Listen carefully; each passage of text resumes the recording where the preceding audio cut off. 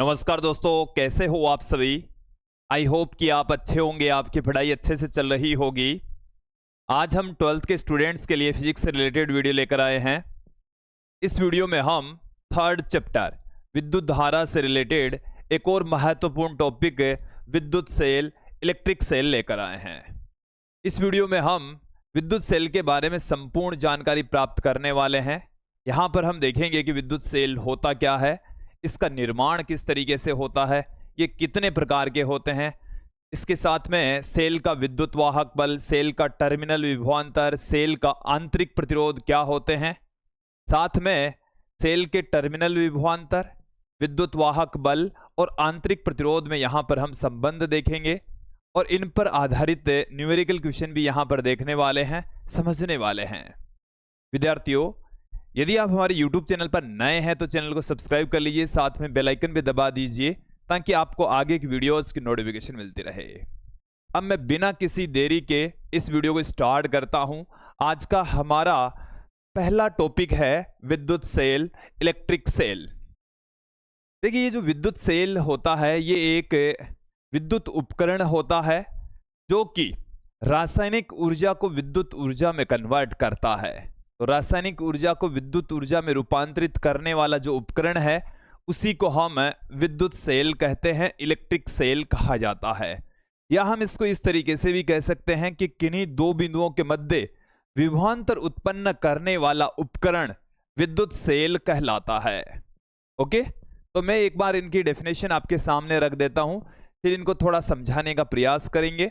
चलिए, तो ऐसा विद्युत उपकरण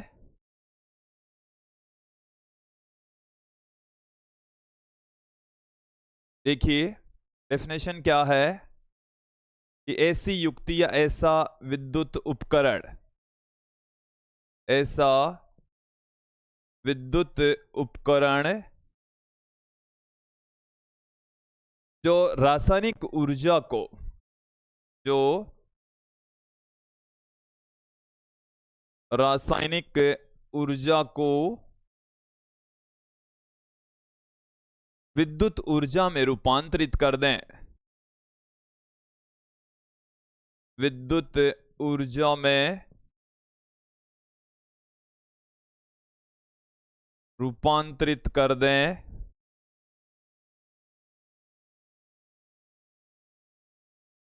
रूपांतरित कर दें, विद्युत सेल कहलाता है। उस उपकरण को ही हम क्या कहेंगे? विद्युत सेल कहेंगे। विद्युत सेल कहलाता है, उस उपकरण को ही विद्युत सेल कहा जाता है।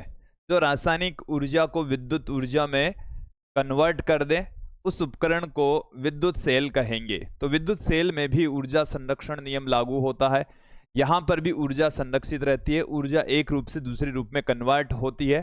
जो केमिकल एनर्जी है वो इलेक्ट्रिक एनर्जी में कन्वर्ट होती है, रासायनिक ऊर्जा विद्युत ऊर्जा में कन्वर्ट होती है।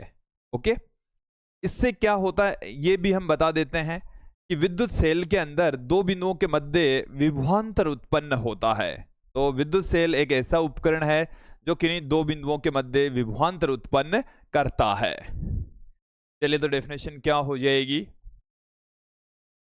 विद्युत सेल, विद्युत सेल एक ऐसा उपकरण है, एक ऐसा उपकरण है, एक ऐसा उपकरण है जो दो बिंदुओं के मध्य, दो बिंदुओं के मध्य, बिंदुओं के मध्य एक समान विभवांतर बनाए रखता है, एक समान विभवांतर बनाए रखता है, एक समान विभवांतर बनाए रखता है, बनाए रखता है। ओके, तो एक समान विभवांतर बनाए रखने वाला जो उपकरण होता है उसको हम विद्युत सेल कहते हैं।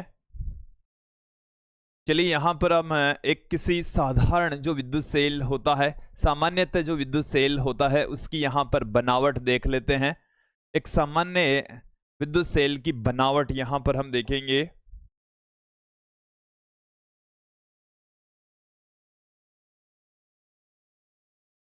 सेल की बनावट, सेल की बनावट, एक जो साधारण सेल होता है उसकी बनावट यहां पर हम देखने वाले हैं। चलिए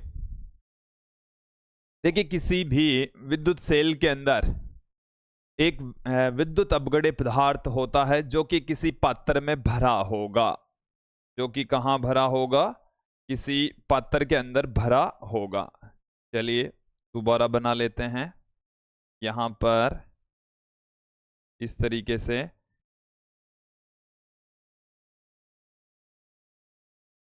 ओके, अब ये वाला जो बॉक्स है इसके अंदर 2 छड़ें लगी होगी। इसके अंदर कितनी छड़ें लगी होगी? 2 छड़ें लगी होगी।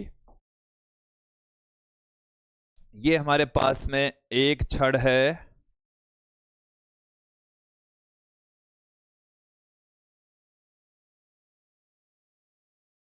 ये एक छड़ है। ओके, और ये हम निर्मित कर लेते हैं, दूसरी छड़ है।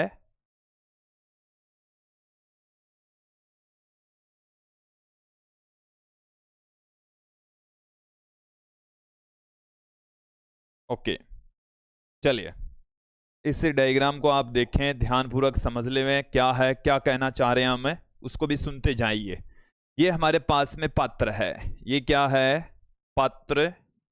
और इस पात्र के अंदर एक लिक्विड भरा होता है, उसको हम कहते हैं विद्युत अपगढ़े पदार्थ। विद्युत अपगढ़े,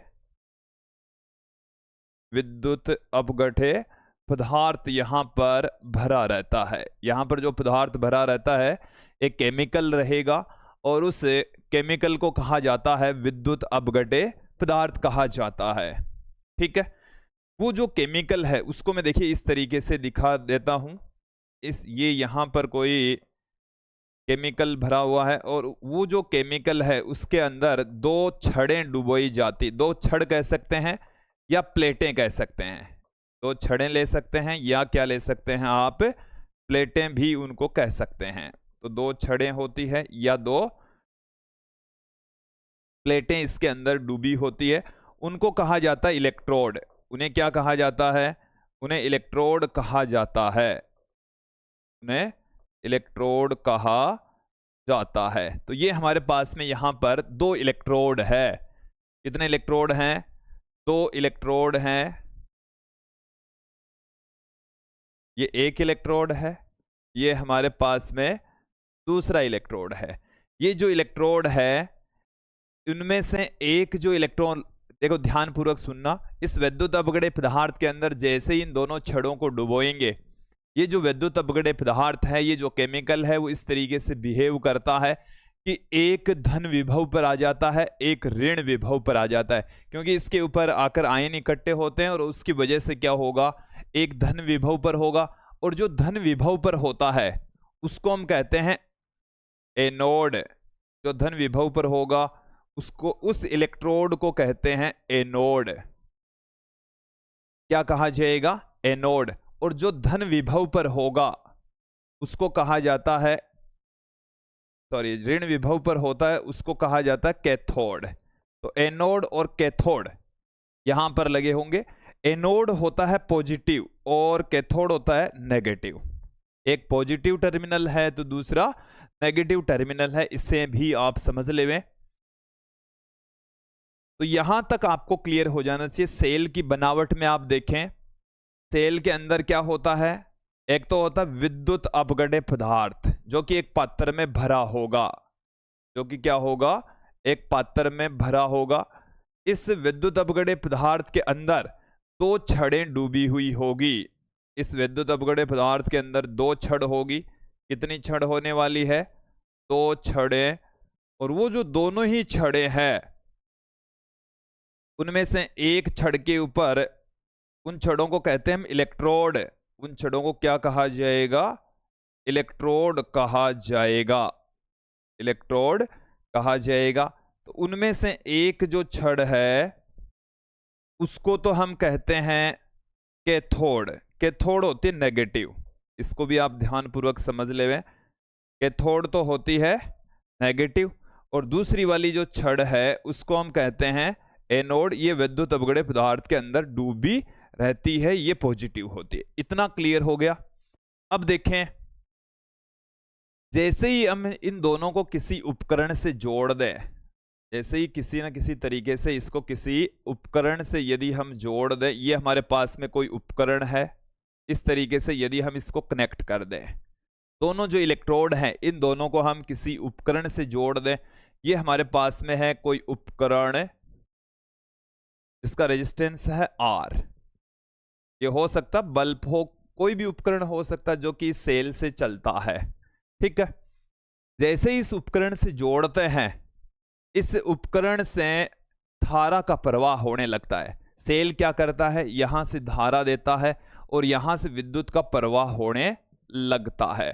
पॉजिटिव सिरे से नेगेटिव सिरे की ओर विद्युत का प्रवाह होगा। यहां से चलेगी धारा, यहां से होती हुई, अंदर से होती हुई धारा का प्रवाह होगा। तो ये एक साधारण सेल है और किस तरीके से ये काम करता है इसके बारे में भी हमने आपको क्लियर कर दिया है। देखिए एक्चुअल में होता क्या है, एक पात्र है, पात्र के अंदर विद्युत अपगड़े पदार्थ भरा होता है, दो इलेक्ट्रोड लगे होते हैं और यहां से कुछ जो विद्युत अपगड़े पदार्थ है वो इस तरीके का होता है कि वो आयनों में टूट जाता है। एक धनायन होता है, दूसरा ऋणायन होता है। धनायन इसके ऊपर इकट्ठे होते हैं तो ये पॉजिटिव मतलब धनात्मक विभव पर होगी, ये ऋणात्मक विभव पर होगी। और यदि इन दोनों को हम किसी उपकरण से जोड़ दे तो उच्च विभव से धारा का प्रवाह निम्न विभव की ओर होता है। ये इस तरीके से काम करता है। तो जैसे ही उपकरण से जोड़ेंगे यहां से विद्युत का प्रवाह होने लगता है। आगे बढ़ते हैं। अब यहां पर हम बात करेंगे कि जो विद्युत सेल है वो दो प्रकार के होते हैं। प्राथमिक सेल, प्राइमरी सेल कहा जाता है। ये केवल एक ही बार यूज में ले सकते हैं। एक बार पूर्णतः निरावेशित होने के बाद में पुनः आवेशित करके यूज में नहीं ले सकते। देखिए मेरी बात को आप ध्यान पूर्वक सुने कि सेल जब आवेशित होता है तो आवेशन का मतलब हो गया चार्ज, निरावेशन का मतलब हो गया डिस्चार्ज। तो पूरी तरह से जब आवेशित होता है तो उसके बाद में यदि केवल एक ही बार यूज में ले सकते हैं। एक बार यूज में लेने का मतलब है एक बार यदि पूरी तरह से डिस्चार्ज हो गया, निरावेशित हो गया तो पुनः यूज में नहीं ले सकते। तो ऐसे सेल को हम प्राथमिक सेल कहेंगे, दोबारा चार्ज करके यूज में नहीं ले सकते। जो द्वितीयक सेल है, सेकेंडरी सेल है, ये एक बार पूर्णतः निरावेशित होने के पश्चात दोबारा चार्ज करके यूज में ले सकते हैं। बार बार इनको चार्ज करके बार बार यूज में लिया जा सकता है। तो जो द्वितीयक सेल है वो एक लंबे समय तक चलने वाले सेल है। उनको बार बार चार्ज करके एक बार यूज में ले लिया, दोबारा चार्ज कर लीजिए, फिर यूज में ले लीजिए, ऐसे कंटिन्यू करते रहिए। ओके, तो देखिए प्राथमिक सेल की ऐसे विद्युत सेल जो एक बार निरावेशन के पश्चात पुनः यूज में नहीं लिए जा सकते, प्राथमिक सेल कहलाते हैं, प्राइमरी सेल कहलाते हैं। डेफिनेशन आपके सामने है कि वे विद्युत सेल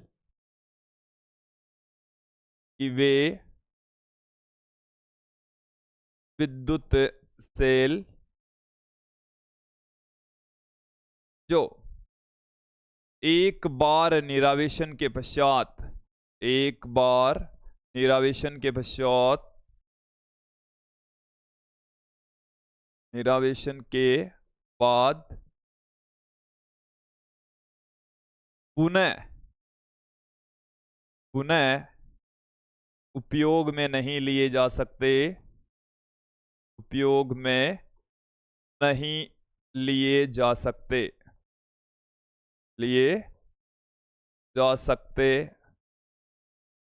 हो प्राथमिक सेल कहलाते हैं। उन सेलों को हम क्या कहेंगे? प्राथमिक सेल कहेंगे। उन सेलों को प्राथमिक सेल कहते हैं, प्राथमिक सेल कहलाते हैं। ओके, यहां तक आपको समझ में आ जाना चाहिए। अब देखिए ऐसे कौन कौन से सेल हैं जिन्हें हम बार बार चार्ज करके दोबारा यूज में नहीं ले सकते, केवल एक ही बार जिनको यूज में ले सकते हैं। ऐसे कौन कौन से सेल है, कुछ एग्जांपल्स यहां पर हम देखेंगे। तो हमारे पास में देखिए प्राथमिक सेलों के उदाहरण आप यहां पर देख लीजिए। हमारे पास में पहला सेल है शुष्क सेल। शुष्क सेल जो घड़ियों में यूज में आते हैं, अपने जो दीवार घड़ी होती है, दीवार पर लगने वाली जो घड़ी होती है, उसमें शुष्क सेल का ही प्रयोग होता है। वो उसका जो विद्युत वाहक बल होता है वो 1.5 वोल्ट का होता है।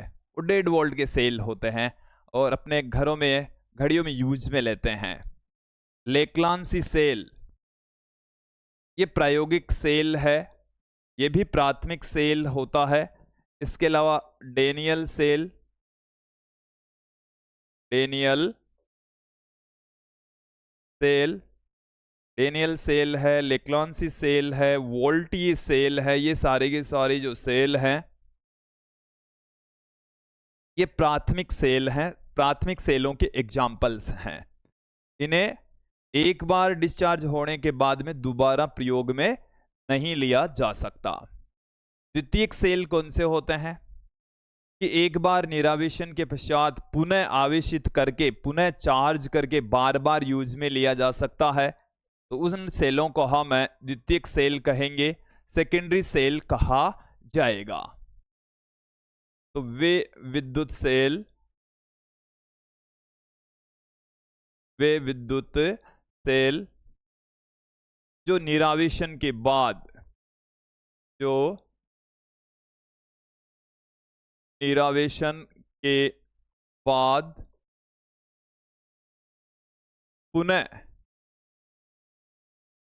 पुनः चार्ज करके या आवेशित करके, पुनः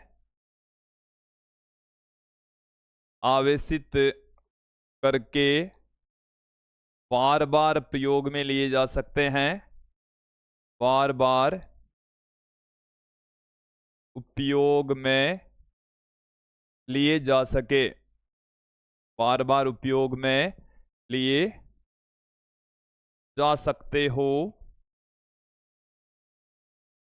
तो उन सेलों को हम द्वितीयक सेल कहेंगे, उन सेलों को द्वितीयक सेल कहेंगे, द्वितीयक सेल कहलाते हैं। उन सेलों को हम क्या कहेंगे, द्वितीयक सेल कहेंगे। ओके, तो इनको बार बार चार्ज कर सकते हैं, बार बार यूज में ले सकते हैं। इसके एग्जाम्पल की बात यहां पर मैं करूं तो हमारे पास में है सीसा संचायक सेल, सीसा संचायक सेल। सीसा संचायक सेल ये गाड़ी मोटर की जो बैटरियां हैं उनके अंदर यूज में आने वाला जो सेल है, जिनको बार बार यूज में लिया जा सकता है, तो वो है सीसा संचायक सेल। एक द्वितीयक सेल होता है। अपने इन्वर्टर के अंदर जो बैटरी होती है वो सीसा संचायक सेल ही होती है। द्वितीयक सेल होती है, एक बार डिस्चार्ज होने के बाद में पुनः चार्ज करके उन्हें हम यूज में ले सकते हैं। तो जो सेल हैं वो दो प्रकार के होते हैं। यहां तक क्लियर हो जाना चाहिए, आपको समझ में आ जाना चाहिए। अब हम आगे बढ़ते हैं। यहां पर मैं बात करता हूं अब सेल का विद्युत वाहक बल। ये जो सेल का विद्युत वाहक बल है वो कितना होता है।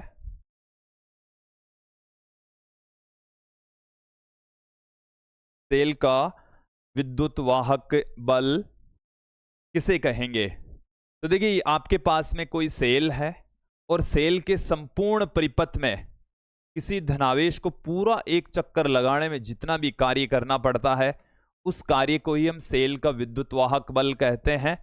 Electromotive force of a cell. देखो इसको electromotive force of a cell, short में इसको हम कहते हैं ईएमएफ। ईएमएफ इसको शॉर्ट में क्या कहते हैं, ईएमएफ, और हिंदी में इसको कह देते हैं विद्युत वाहक बल। विद्युत वाहक बल, इसके नाम को भी समझेंगे, इसका क्या अर्थ है वो भी समझेंगे। तो देखिए इसे समझने के लिए मैं एक सेल का निर्माण यहां पर कर लेता हूं। कि हमारे पास में ये एक इस तरीके का सेल है ऐसे, इसमें दो इलेक्ट्रोड हमारे पास में है यहां पर,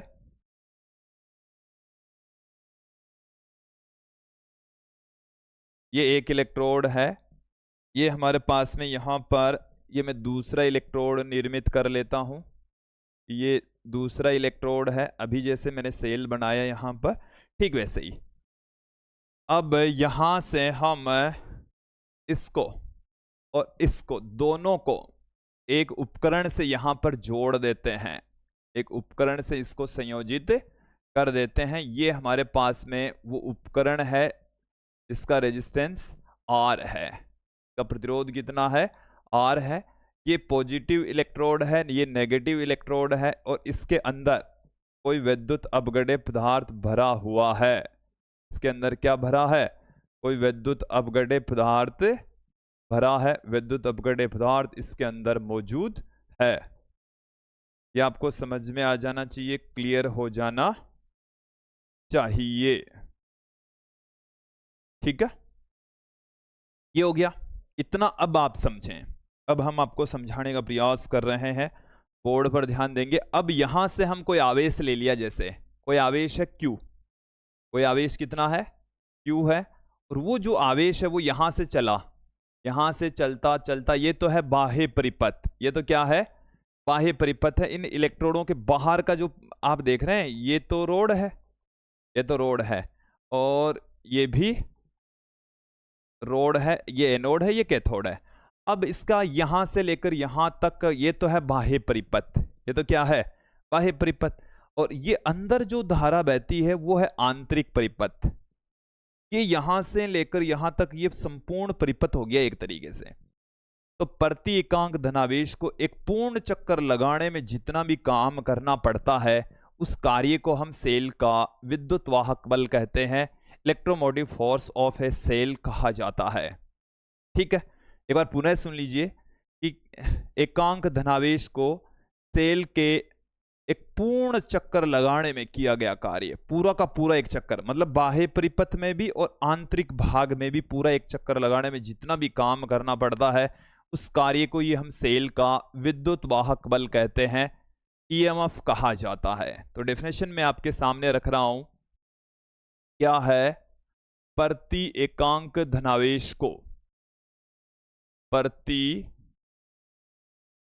एकांक धनावेश को सेल में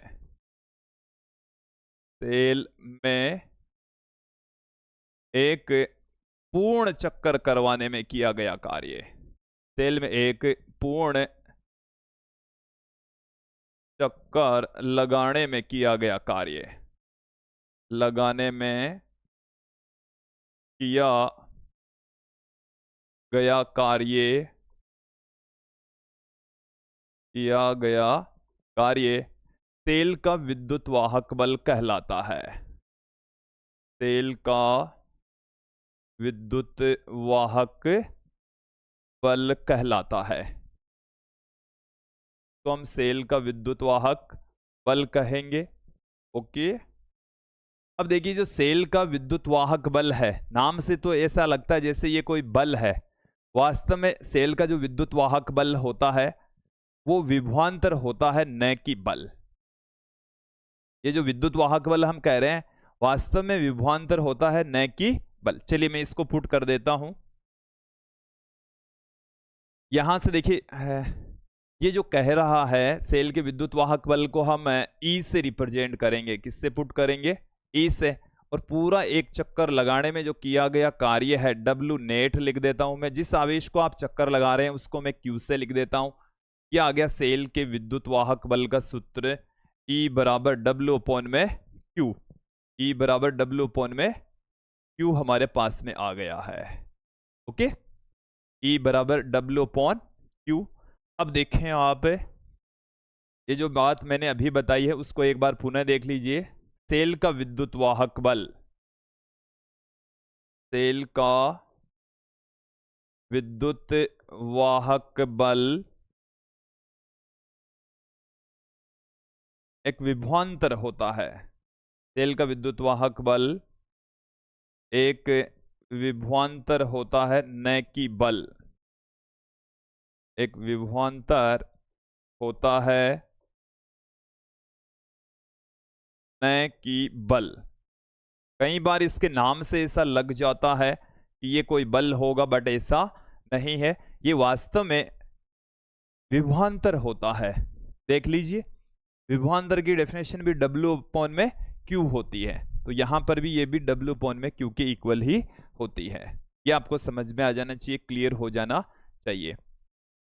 तो देखिए, यहां से प्रति एकांक धनावेश को पूरा एक चक्कर लगाने में जितना भी कार्य करना पड़ता है, वो कार्य ही सेल का विद्युत वाहक बल कहलाता है। सेल के विद्युत वाहक बल को E से रिप्रेजेंट करेंगे, W अपॉन में Q से इसको लिखा जाएगा। देखो, इसके मात्रक विमा भी देख लीजिए, E है वो विद्युत वाहक बल का के समान है। इसका जो मात्रक होगा वो क्या होगा? जूल प्रति कूलाम। जूल प्रति कूलाम, जिसे हम वोल्ट कह देते हैं, इसे क्या कहा जाता है? वोल्ट कहा जाता है। तो ये विभवांतर के समान ही होता है। इसकी जो विमा है वो भी आप देख लीजिए, इसकी विमा क्या होगी? इसकी विमा यहां से हमारे पास में कार्य की विमा हो जाती है M1 L2 T-2, और कूलाम के अकॉर्डिंग मतलब आवेश के अकॉर्डिंग इसकी विमा हो गई है A1 T1। फाइनली जो इसकी विमा निकल कर बाहर आती है M1 L2 T-3 A-1। M1 L2 T-3 A-1, ये सेल का विद्युत वाहक बल है, जिसके मात्रक विमा आपको समझ में आ गए होंगे।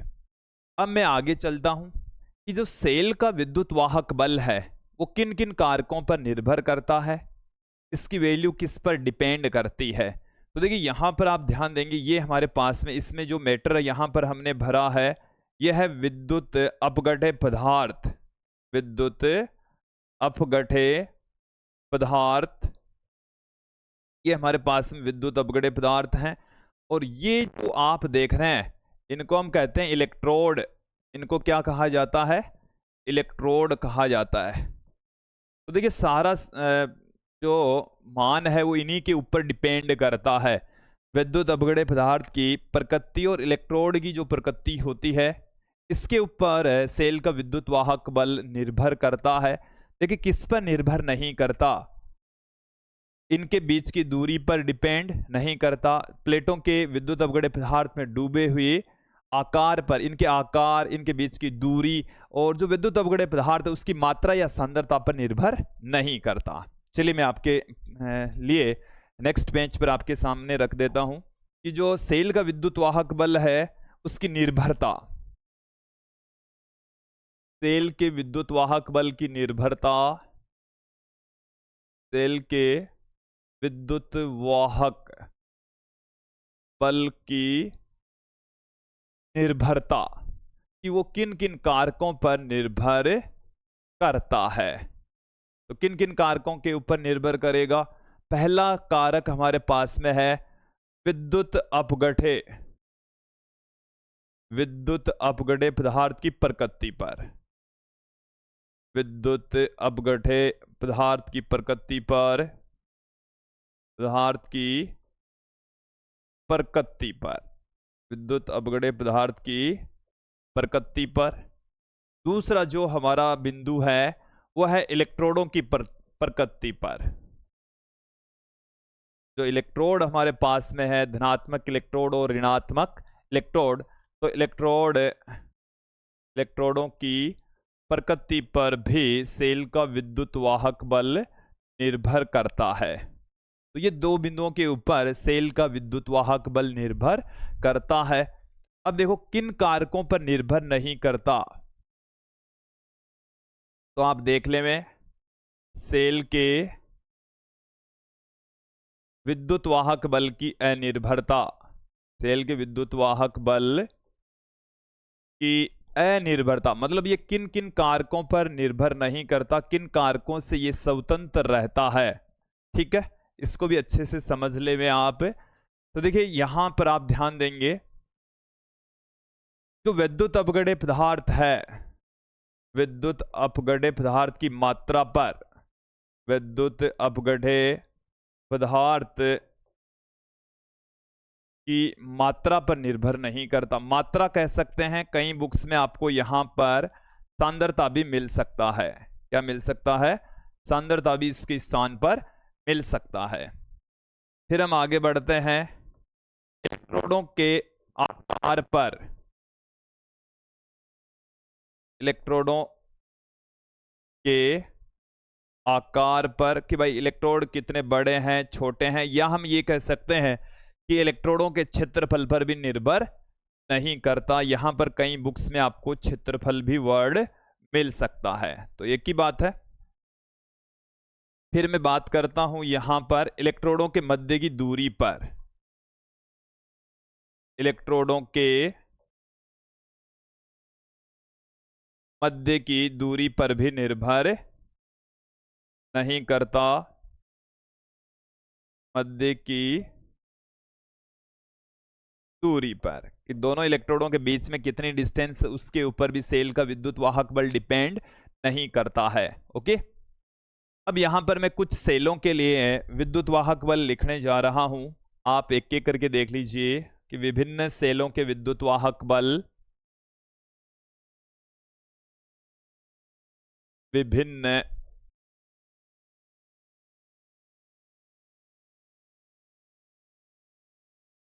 सेलों के विद्युत वाहक बल, सेलों के विद्युत वाहक बल, मैं यहां पर सर्वप्रथम ले लेता हूं हमारा शुष्क सेल। पहला जो सेल है वो कौन सा सेल है? शुष्क सेल। और जो शुष्क सेल है उसका विद्युत वाहक बल होता है 1.5 वोल्ट, 1.5 वोल्ट। शुष्क सेल का विद्युत वाहक बल 1.5 वोल्ट होता है। फिर मैं बात करता हूं लेक्लांसी सेल। ये प्रयोगशाला में प्रयुक्त होने वाला सेल है। जब हम आपको प्रैक्टिकल करवाएंगे उस स्थिति के अंदर आपको लेक्लांसी सेल के बारे में बताने वाले हैं। इसका भी विद्युत वाहक बल 1.5 वोल्ट ही होता है। फिर मैं बात करता हूं यहां पर डेनियल सेल की।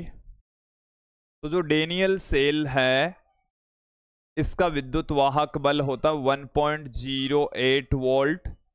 वोल्ट ये सेल हमारे पास में है, वोल्टीय सेल। और वोल्टीय सेल का जो विद्युत वाहक बल है वो भी 1.08 वोल्ट ही होता है। तो ये हमारे पास में कुछ सेल है जिनके विद्युत वाहक बल मैंने आपके सामने रख दिए हैं। आगे बढ़ते हैं।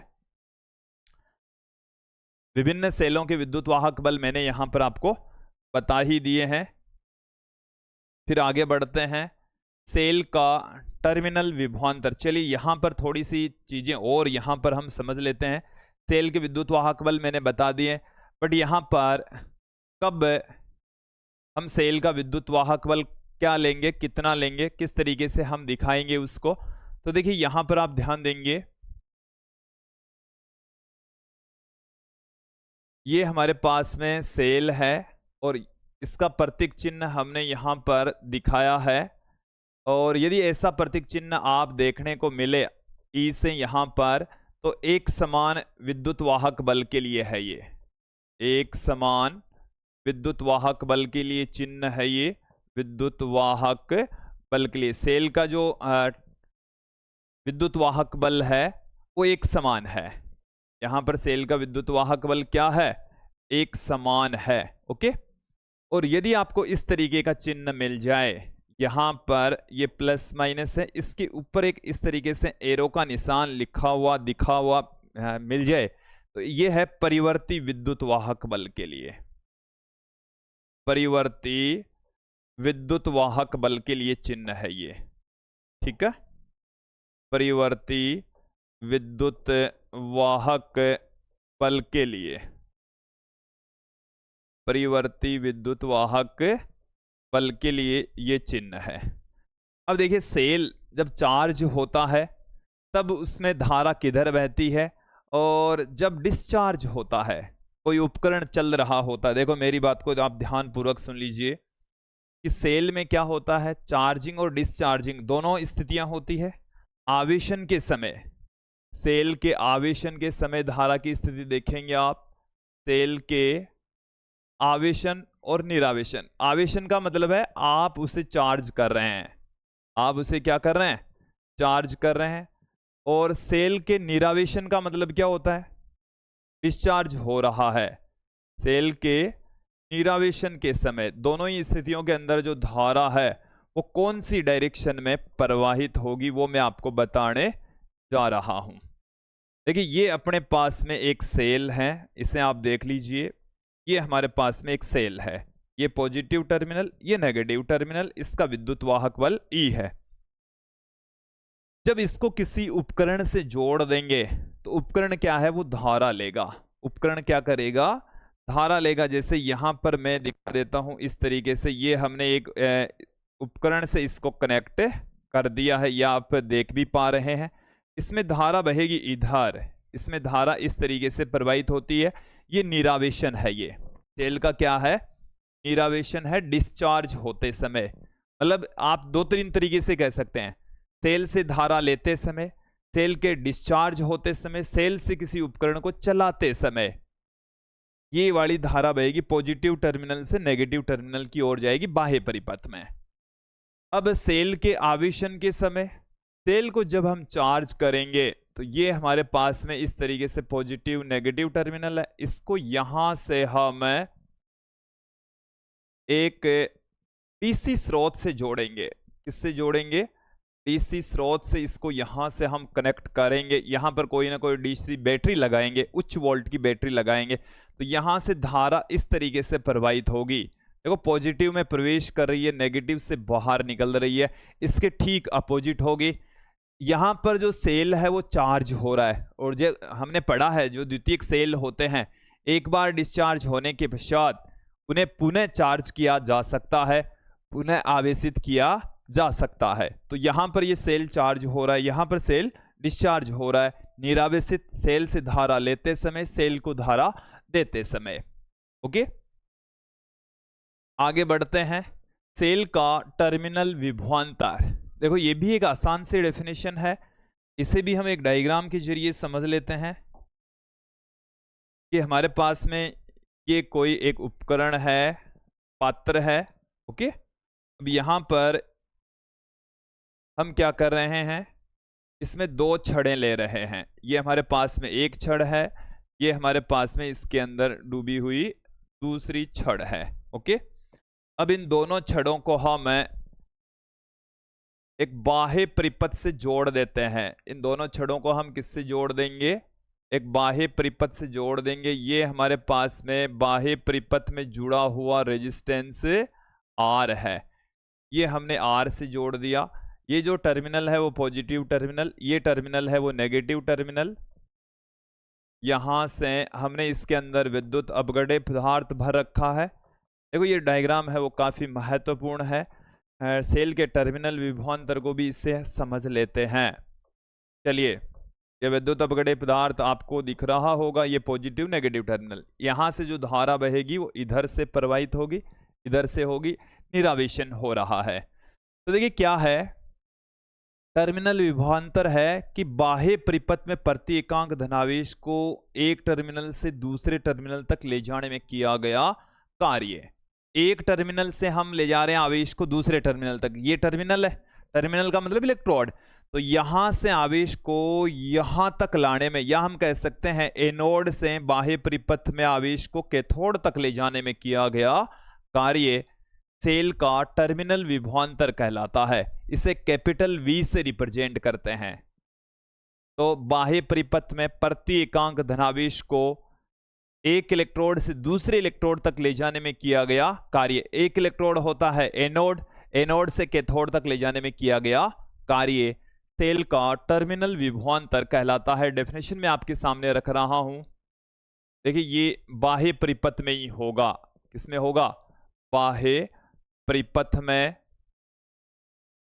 तो बाह्य परिपथ में प्रति एकांक धनावेश को,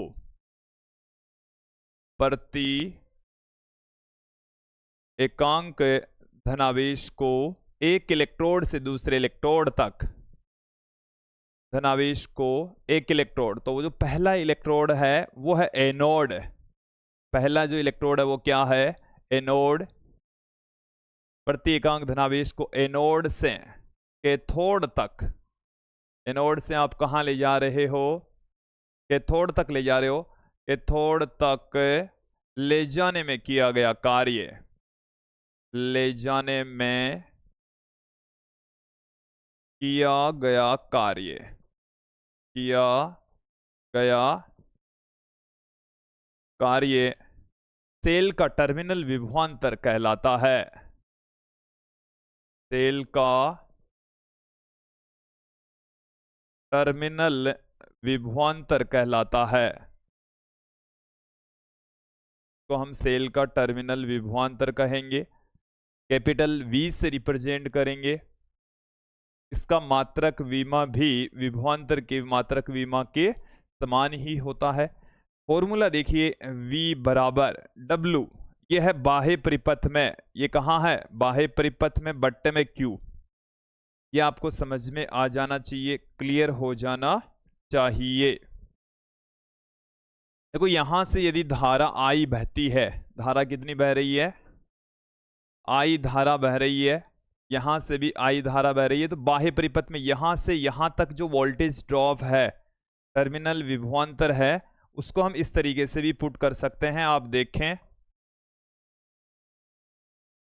टर्मिनल विभवांतर को और कैसे लिख सकते हैं, देखिए V बराबर I इंटू R से लिख सकते हैं। ओम के नियम से किसी इस रेजिस्टेंस में से धारा बह रही है I, रेजिस्टेंस है R, तो इसके सिरों का जो विभवांतर होगा वही टर्मिनल विभवांतर होगा, तो V बराबर IR से हम इसको पुट कर सकते हैं। तो ये आपको समझ में आ जाना चाहिए। अब हम बात करेंगे सेल के आंतरिक प्रतिरोध की। आगे बढ़ते हैं। सेल का आंतरिक प्रतिरोध, इसके लिए भी हम एक पुनः डायग्राम यहां पर ले लेते हैं। ये हमारे पास में पात्र है और इस पात्र में हमारे पास में यहां पर ये एक इलेक्ट्रोड है, ये एक इलेक्ट्रोड हमने ले लिया, ये हमने यहां पर दूसरा इलेक्ट्रोड ले लिया है। ओके, अब इन दोनों इलेक्ट्रोडों को हम एक बाह्य परिपथ से इसको जोड़ देते हैं, तो इन दोनों को हमने यहां पर एक रेजिस्टेंस में लगा लेता हूं। ये जो रेजिस्टेंस है उसका मान है R, की वैल्यू कितनी है? R है, ये R है, ये पॉजिटिव टर्मिनल है, ये नेगेटिव टर्मिनल है।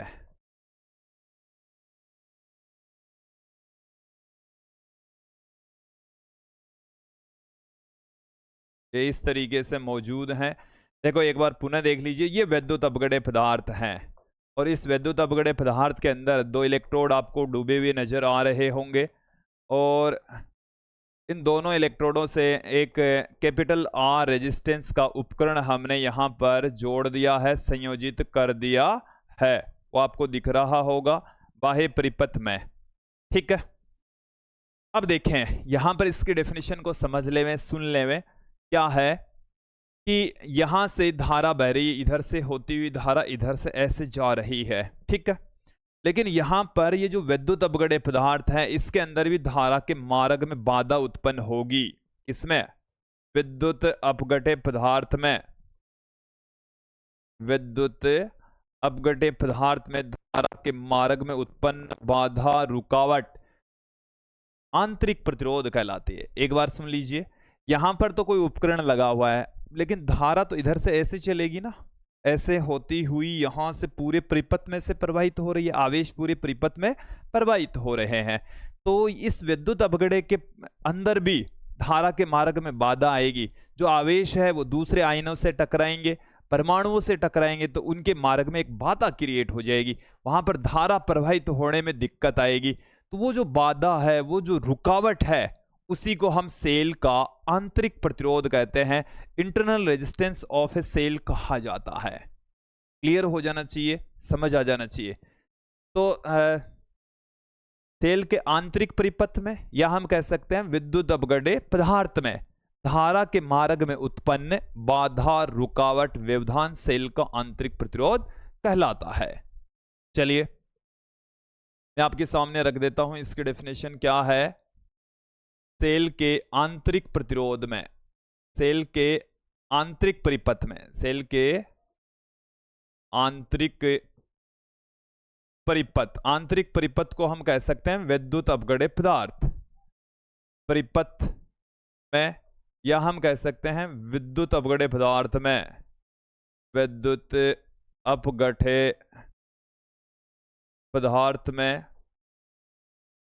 विद्युत अपगढ़े सेल के आंतरिक परिपथ में धारा के मार्ग में उत्पन्न बाधा, धारा के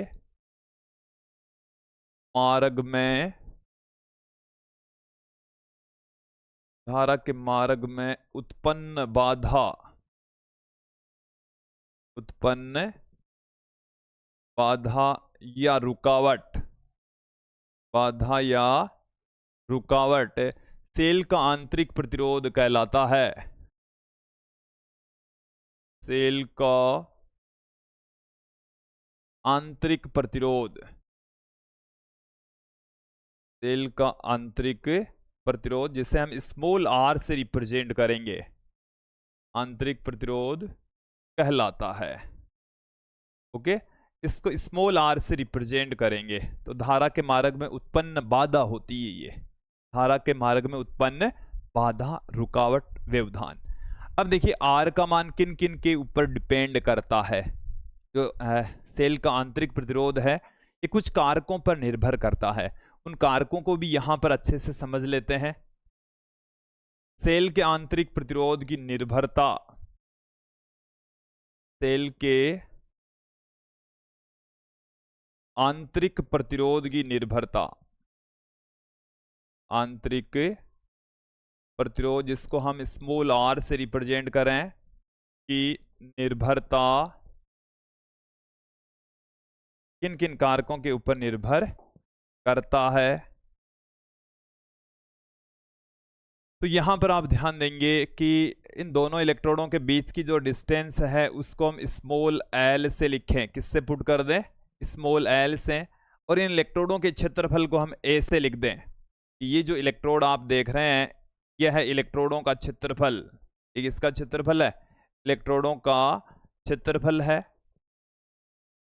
तो देखिए किन किन कारकों पर निर्भर करता है स्मॉल आर का मान, वह है इलेक्ट्रोडों के मध्य की दूरी के समानुपाती होता है, इलेक्ट्रोडों के मध्य की दूरी पर निर्भर करता है, इलेक्ट्रोडों के मध्य की दूरी पर, मध्य की दूरी पर।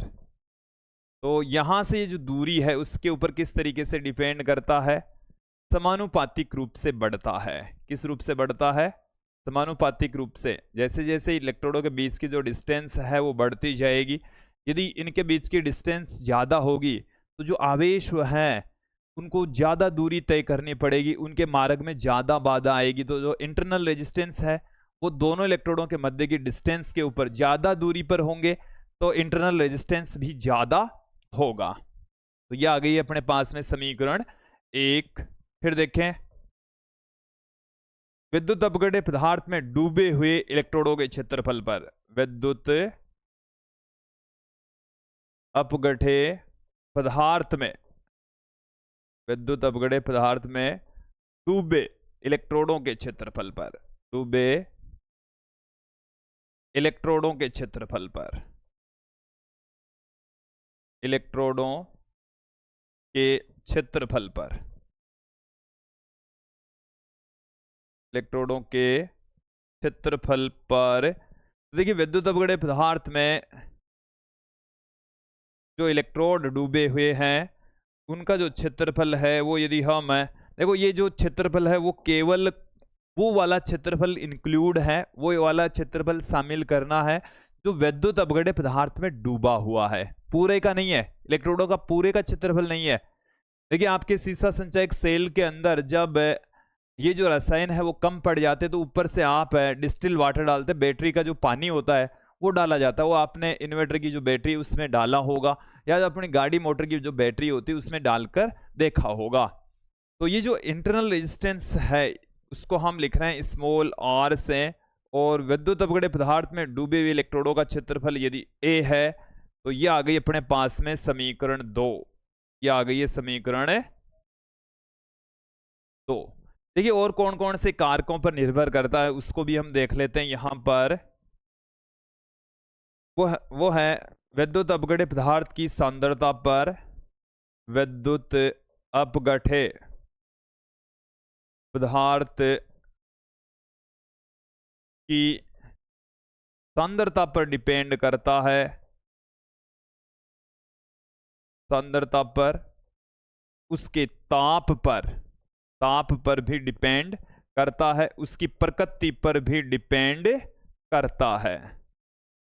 सांद्रता पर, ताप पर और प्रकृति पर इस इंटरनल रेजिस्टेंस की वैल्यू निर्भर करती है। ओके, तो ये क्लियर हो जाना चाहिए, आपको समझ में आ जाना चाहिए। अब देखिए हम समीकरण 1 और 2 से आंतरिक प्रतिरोध का एक फॉर्मूला आपके सामने रखने वाले हैं। देखिए स्मॉल आर समानुपाती है एल के, यह आ गई इक्वेशन नंबर 1। स्मॉल आर है वो समानुपाती है 1/a, यह आ गई इक्वेशन नंबर 2।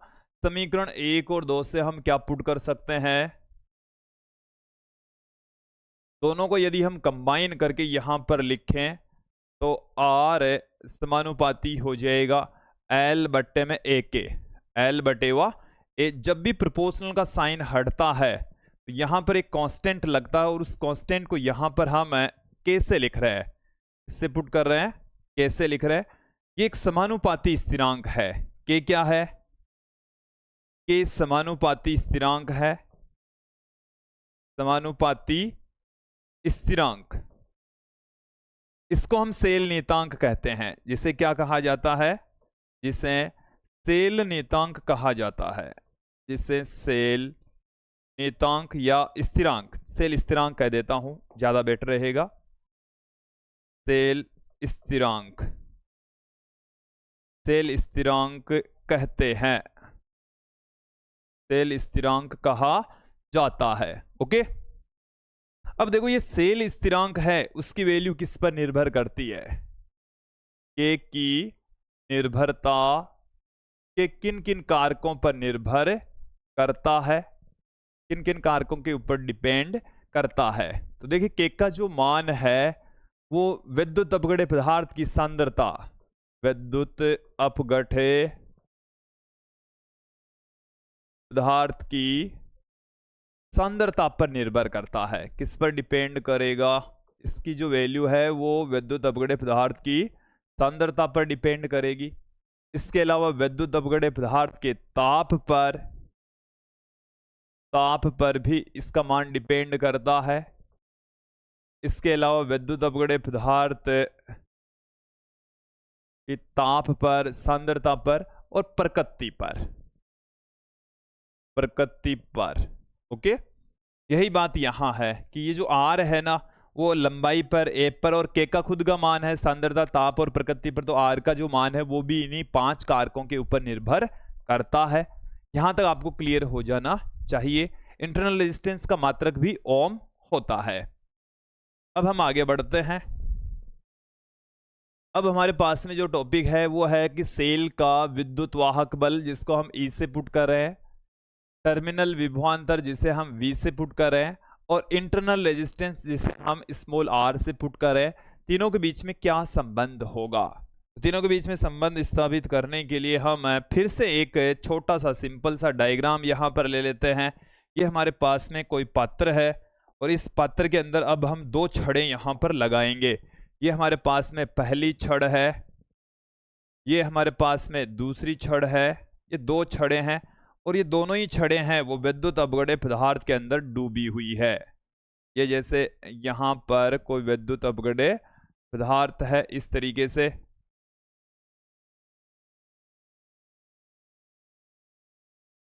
ये हमारे पास में इसके अंदर विद्युत अपघटे पदार्थ मौजूद है। ओके, ये इस तरीके से इसके अंदर विद्युत अपघटे पदार्थ मौजूद है। दोनों इलेक्ट्रोड है वो इस विद्युत अपघटे पदार्थ के अंदर डूबे हुए हैं। अब इन्हें हम एक बाह्य परिपथ से जिसका रेजिस्टेंस R है जोड़ देते हैं, कनेक्ट कर देते हैं। चलिए देखिए कि यहां से हम एक उपकरण को जोड़ने वाले हैं। ये हमारे पास में एक कोई उपकरण है जिसका रेजिस्टेंस R है, जिसका रेजिस्टेंस कितना है, R है।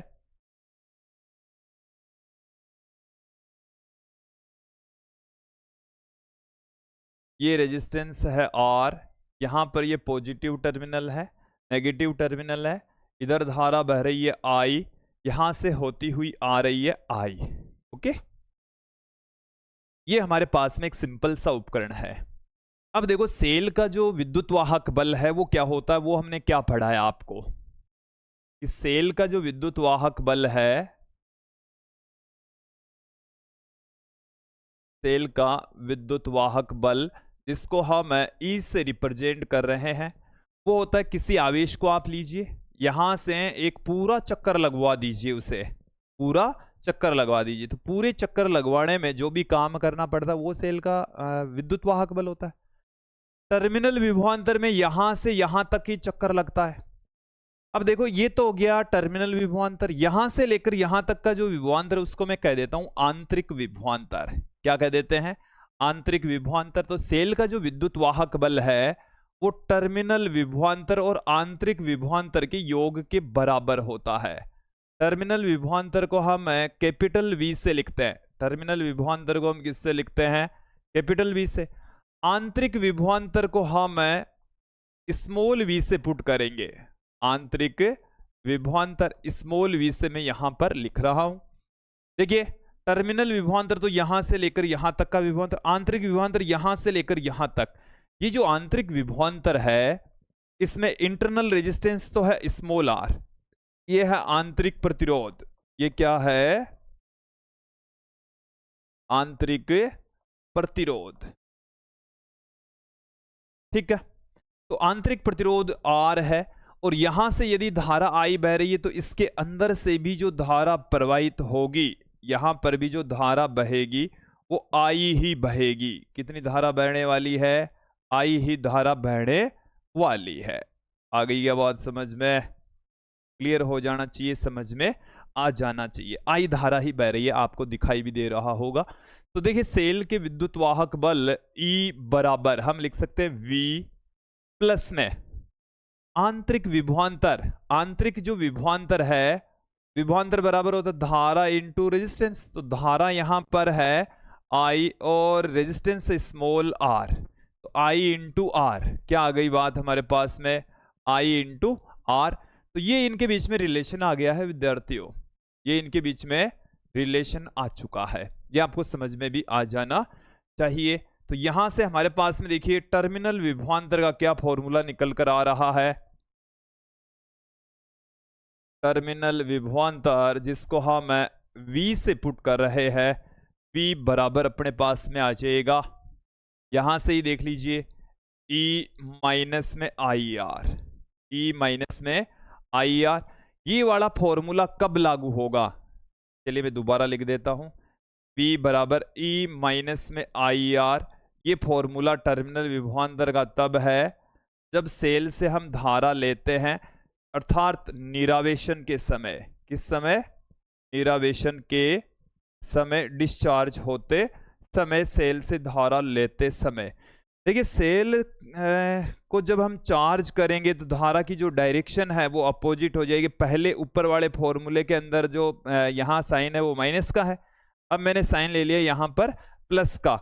यह है सेल के आवेशन के समय, मतलब सेल जब चार्ज होगा तो उस कंडीशन में है, सेल के आवेशन के समय, सेल के आवेशन के समय हम जो फॉर्मूला है टर्मिनल विभवांतर का ये वाला लेंगे, और डिस्चार्ज होते समय ये वाला फॉर्मूला यूज में लेंगे। ये आपको समझ में आ जाना चाहिए, क्लियर हो जाना चाहिए। अब देखो थोड़ा सा मैं और इसको थोड़ा मॉडिफाई करता हूं, यहां से आप देखेंगे इस फॉर्मूले से I इंटू आर बराबर में पुट कर दूंगा E minus V, E minus V. Internal resistance small r बराबर आ गया E माइनस वी बट्टे में I, और यहां से आप ध्यान देंगे कि इस वाले बिंदु से इस वाले बिंदु के बाहर वाला जो रेजिस्टेंस है वो R है, धारा बह रही है, धारा बह रही है I। तो टर्मिनल विभवांतर आप देखें, टर्मिनल विभवांतर को मैंने जब आपको पढ़ाया है, बताया है अभी, तो भी आपको ये फॉर्मूला बताया है कि V बराबर आ जाएगा अपने पास में I इंटू आर, क्योंकि वोल्टेज ड्रॉप कितना है, I इंटू आर। तो यहां से इस I की जगह हम क्या लिख सकते हैं, V बट्टे में R लिख सकते हैं। I की जगह क्या लिख सकते हैं, देखो ध्यान देना, V बट्टे में R लिख सकते हैं, V बट्टे में R इसको लिखा जा सकता है, V बट्टे में R ऊपर चला गया। तो ये हमारे पास में एक और इंटरनल रेजिस्टेंस का इंपॉर्टेंट फॉर्मूला आ गया है, काफी महत्वपूर्ण सूत्र है, आप इसको याद करके रखें, ध्यान में रखें। ओके, तो ये इंटरनल रेजिस्टेंस सेल के विद्युत वाहक बल और टर्मिनल विभवांतर के बीच में संबंध आ चुका है, और मुझे उम्मीद है आपको यहां तक समझ में भी आ गया होगा। देखो मैं एक परिभाषा आपके सामने रखने जा रहा हूं। V बराबर हमारे पास में आया है E माइनस में I R। खुले परिपथ में, जब परिपथ खुला हो, बाहर से धारा नहीं दी जा रही हो, तो धारा का मान है वो 0 हो जाएगा। खुले परिपथ में धारा की जो वैल्यू है वो कितनी हो जाएगी, 0 हो जाएगी। तो इसका मतलब क्या हुआ, V बराबर E हो जाएगा। खुले परिपथ में क्या हो जाएगा, V ही E के बराबर है। तो खुले परिपथ में सेल का टर्मिनल विभवांतर सेल के विद्युत वाहक बल के बराबर होता है। ये रिजल्ट हमारे पास में यहां पर प्राप्त हो गया है। यहां पर मैं आपके सामने रख देता हूं, खुले परिपथ में, खुले परिपथ में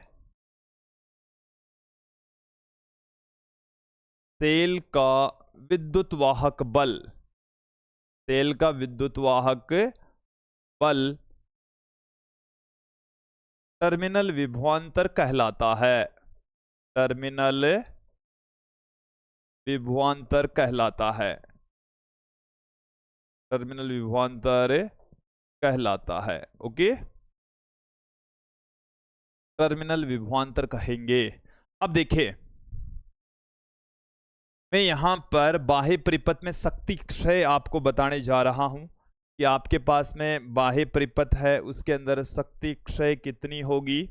चलिए देखें, आप अपने पास में अभी जो धारा का मान आया है, अभी अभी आया है I बराबर, चलिए दोबारा देखें, ये अपने पास में मान आया है E बराबर V प्लस में IR, V प्लस में IR, ये आया है। यहां से मैं पुट कर दूं, देखो क्या पुट कर दूं, I इंटू आर बराबर E minus V, E minus V, और I बराबर अपने पास में आ गया है E माइनस V बट्टे में R, ये आ गया। ये अपने पास में धारा की वैल्यू आ गई है। मैं यहां पर धारा को किसी भी विद्युत परिपथ के अंदर इस तरीके से भी पुट कर सकता हूं, सेल का कुल विद्युत वाहक बल बट्टे में कुल रेजिस्टेंस, सेल के कुल विद्युत वाहक बल और बट्टे में कुल रेजिस्टेंस से भी हम पुट कर सकते हैं। चलिए तो देखें आप, और भी तरीके हैं हमारे पास में। तो सेल से प्रवाहित धारा, सेल से प्रवाहित धारा को हम किसके इक्वल लिख सकते हैं, धारा I बराबर हम लिख सकते हैं कुल विद्युत वाहक बल, कुल, ये बार बार हम यूज में लेने वाले हैं, कुल वोल्टेज, ये ओम के नियम से हम लिख रहे हैं, कुल वोल्टेज बट्टे में कुल प्रतिरोध, कुल प्रतिरोध, कुल विद्युत वाहक बल को यहां पर एक ही सेल है तो ई से लिख रहे हैं, किससे लिख रहे हैं, ई से। कुल रेजिस्टेंस है वो बाह्य प्रतिरोध प्लस आंतरिक प्रतिरोध हो जाएगा। ये अपने पास में धारा का एक और सूत्र आ चुका है। अब बाह्य परिपथ पर शक्ति से बाह्य प्रतिरोध पर, बाह्य प्रतिरोध पर शक्ति क्षय, कितना शक्ति क्षय हुआ है वो चलिए यहां पर हम देख लेते हैं। शक्ति क्षय P बराबर होता है V इंटू आई, V इंटू आई। तो यहां से अपने पास में I बराबर हम लिख सकते हैं V बराबर आई आर लिख सकते हैं, V बराबर आई आर। तो अपने पास में आ गया आई स्क्वेयर इंटू आर। तो यहां से अपने पास में P बराबर निकल कर आ गया है E बट्टे में capital R plus small r, इसमें I का स्क्वेयर इंटू आर। ये अपने पास में आ गया है बाह्य परिपथ में शक्ति क्षय। तो ये भी आपको समझ में आ जाना चाहिए, क्लियर हो जाना चाहिए। अब विद्यार्थी इस वीडियो के अंतिम दौर में है हम। अब यहाँ पर हम कुछ एग्जाम्पल्स न्यूमेरिकल क्वेश्चंस यहाँ पर देखेंगे। हमारा जो पहला क्वेश्चन है, किसी कार की संचायक बैटरी का विद्युत वाहक बल 12 वोल्ट, यदि बैटरी का आंतरिक प्रतिरोध 0.4 ओम है तो बैटरी से ली जाने वाली अधिकतम धारा कितनी है। देखिए क्वेश्चन के अंदर जो वैल्यू दी हुई है उसके बारे में मैं आपको बता देता हूं। E बराबर अपने पास में है 12 वोल्ट। कितना है? 12 वोल्ट। सेल का जो इंटरनल रेजिस्टेंस है वो 0.4 ओम है। बैटरी से ली जाने वाली जो मैक्सिमम धारा है वो कितनी है, अधिकतम धारा कितनी है। तो देखिए I बराबर हमारे पास में फॉर्मूला होता है सेल का विद्युत वाहक बल बट्टे में कुल प्रतिरोध। अभी अभी मैंने आपको बताया वही फॉर्मूला है, कुल विद्युत वाहक बल बट्टे में कुल रेजिस्टेंस। अधिकतम धारा के लिए हमें इस क्वेश्चन के अंदर अधिकतम धारा पूछी है, तो अधिकतम धारा के लिए क्या हो जाएगा। देखो E तो हमें फिक्स दे रखा, R भी दे रखा है। R मिनिमम होना चाहिए, R क्या होना चाहिए, न्यूनतम होना चाहिए। R की वैल्यू कम से कम होनी चाहिए, R न्यूनतम होना चाहिए। और R का जो न्यूनतम मान है वो 0 हो सकता है। इसका मतलब क्या हो गया, R का जो न्यूनतम मान है वो कितना हो गया, 0 हो गया। तो यहां पर अपने पास में I जो मैक्सिमम है वो कितना आ जाएगा हमारे पास में, E बट्टे में स्मॉल r आ जाएगा। E का जो मान है वो क्वेश्चन के अंदर हमें 12 दे रखा है, स्मॉल r का जो मान है वो 4 दे रखा है। तो यहां से अपने पास में क्या आ जाएगा, 30 एम्पियर आ जाएगा। कैलकुलेशन कर लीजिए, पॉइंट हटाएंगे, एक जीरो ऊपर लग जाएगा, तो अपने पास में ये वाली वैल्यू आ जाएगी। अगला जो क्वेश्चन है वो हमारे पास में है कि 8 वोल्ट विद्युत वाहक बल की संचायक बैटरी जिसका आंतरिक प्रतिरोध 0.5 ओम है को श्रेणी क्रम में 15.5 ओम के प्रतिरोधक का उपयोग करके इस 120 वोल्ट के डीसी स्रोत द्वारा चार्ज किया जाता है। चार्ज होते समय बैटरी की टर्मिनल वोल्टता क्या है। एक बार इसको समझ लें कि हमारे पास में ये सेल है और इस सेल के श्रेणी क्रम में हमने यहाँ पर एक रेजिस्टेंस जोड़ दिया है और यहाँ पर हमने एक डीसी स्रोत लगा दिया है, डीसी स्रोत। ये जो डीसी स्रोत है वो इस क्वेश्चन के अंदर हमें यहाँ पर बता रखा है 120 वोल्ट। कितना, 120 वोल्ट। ये हमें बता रखा है 8 वोल्ट। सेल का जो विद्युत वाहक बल है वो हमें 8 वोल्ट। यहाँ पर जो रेजिस्टेंस लगा हुआ है वो हमें दे रखा है क्वेश्चन के अंदर 15.5 ओम। और इस सेल का जो इंटरनल रेजिस्टेंस है, आंतरिक प्रतिरोध है, उसकी वैल्यू 0.5 ओम दे रखी है। ये सारे आंकड़े हमें यहां पर दे रखे हैं। ठीक है, हम जानते हैं कि सेल में से बहने वाली धारा टर्मिनल विभवांतर के लिए आएगा V बराबर E minus I R. Terminal विभवांतर क्या होता है, टर्मिनल वोल्टता। हमें क्वेश्चन के अंदर यही पूछा है, टर्मिनल वोल्टता V बराबर E minus I R, E minus I R. E का मान हमें क्वेश्चन के अंदर कितना दे रखा है, E का मान हमें क्वेश्चन के अंदर दे रखा है 8 वोल्ट। कितना, एक बार देख लीजिए, क्वेश्चन के अंदर हमें E की जो वैल्यू है वो कितनी दे रखी है, 8 वोल्ट। तो हमें क्वेश्चन के अंदर 8 वोल्ट दे रखी है। हमें I का मान नहीं दे रखा, I का मान नहीं दे रखा। I की वैल्यू निकालनी पड़ेगी। R भी हमें इंटरनल रेजिस्टेंस भी 0.5 ओम दे रखा। I का मान निकाल लेते हैं यहां से। तो परिपथ से प्रवाहित धारा, परिपथ से प्रवाहित धारा जैसे हमने बताया आपको वैसे के वैसे ही यूज में लेना है। परिपथ से प्रवाहित धारा, परिपथ से प्रवाहित धारा, तो धारा I बराबर कुल विद्युत वाहक बल, कुल विद्युत वाहक बल बट्टे में आ जाएगा कुल प्रतिरोध, कुल प्रतिरोध, कुल विद्युत वाहक बल बट्टे में कुल प्रतिरोध। तो I बराबर यहां से कुल विद्युत वाहक बल, देखो ये वाला विद्युत वाहक बल तो इसको चार्ज करते समय इधर धारा प्रवाहित करवाएगा, ये वाला विद्युत वाहक बल इस डायरेक्शन में विद्युत प्रवाहित करवाएगा, दोनों की डायरेक्शन अपोजिट होगी, तो अधिक वाले में से कम वाला घटा देंगे, 120 माइनस 8 आ जाएगा। ये आपको समझ में आना चाहिए, ये जुड़ेंगे नहीं क्योंकि इस स्रोत से जो धारा है ना वो इस डायरेक्शन में प्रवाहित होगी और इससे धारा प्रवाहित होती है इस डायरेक्शन में, दोनों से यदि एक ही डायरेक्शन में धारा प्रवाहित होती तो ये दोनों का विद्युत वाहक बल ऐड हो जाता, बट यहां पर क्या है अपोजिट डायरेक्शन में धारा प्रवाहित करवाते, इसलिए हमने इसको घटा दिया। कुल रेजिस्टेंस कितना हो गया, कुल विद्युत वाहक बल E माइनस ई डेस, कुल resistance capital R plus small r, ये है। तो अपने पास में 120 माइनस 8 आ गया, कैपिटल R 15.5 प्लस 0.5 कितना हुआ, I बराबर 112 बट्टे में 16 आ गया, ये अपने पास में आ गया 8 एम्पियर, कितना आ गया 8 एम्पियर। तो यहां पर वैल्यू पुट कर देते हैं, तो विद्यार्थी वैल्यू पुट करेंगे तो अपने पास में देखिए क्या निकल कर आएगा, वैल्यू पुट करें V बराबर 8 माइनस 8 गुणा 0.5, V बराबर 8 माइनस 4, V बराबर आ गया 4 वोल्ट, टर्मिनल विभवांतर कितना होगा 4 वोल्ट के बराबर होगा।